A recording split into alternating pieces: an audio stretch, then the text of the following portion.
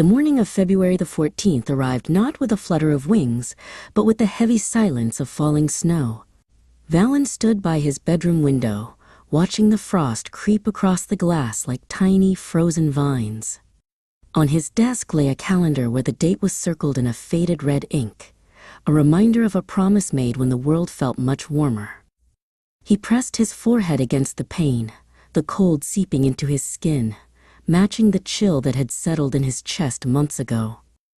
He eventually stepped out into the city, his breath hitching in the biting air. The streets were an obstacle course of celebration. Every shop window was a riot of crimson silk and pink carnations, and every cafe hummed with the sound of clinking glasses. Valen walked with his head down, his hands shoved deep into his pockets, trying to ignore the scent of chocolate and expensive perfume that seemed to mock his solitude. He wasn't looking for a gift this year. He was just looking for a way through the day. His feet knew the path without him having to guide them. He crossed the bridge and entered the park, where the trees stood like skeletal sentinels guarding the memories of summer. In the center of the clearing stood the wooden bench, its slats silvered by age and a thin layer of fresh powder.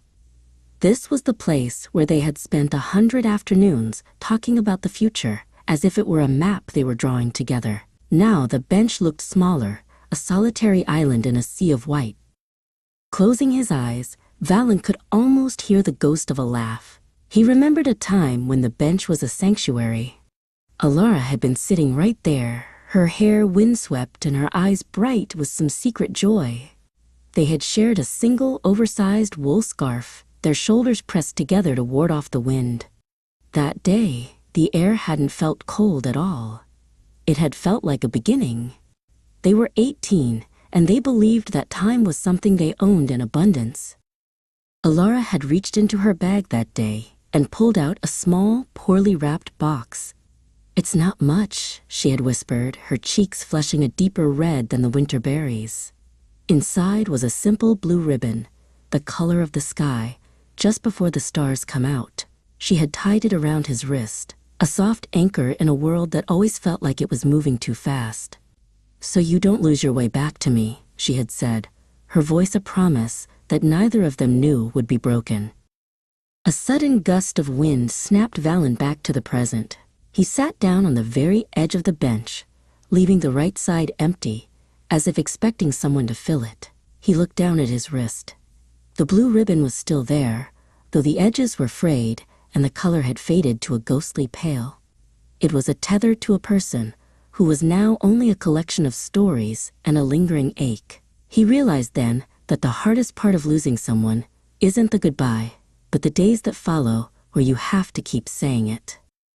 From his pocket, he withdrew a letter he had written the night before. It was filled with all the things he had forgotten to say and all the things he had been too afraid to admit. He didn't have an address to send it to, no mailbox that could reach across the distance that now separated them. He held the paper with trembling fingers, the ink slightly blurred where a single drop of melted snow, or perhaps something else, had fallen on the page.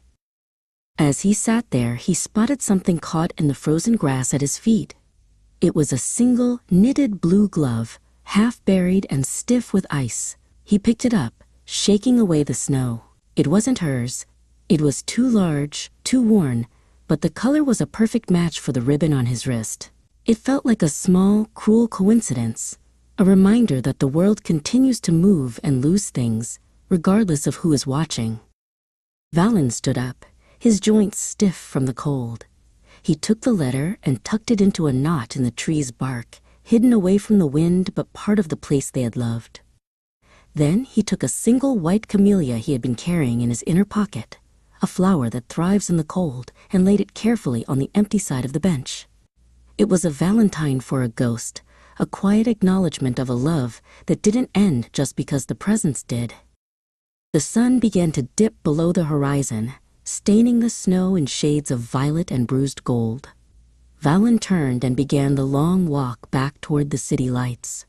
His footprints were the only marks in the fresh snow, a solitary trail leading away from the bench. He still wore the ribbon, and his heart was still heavy, but as he walked, He realized that remembering was its own kind of holding on.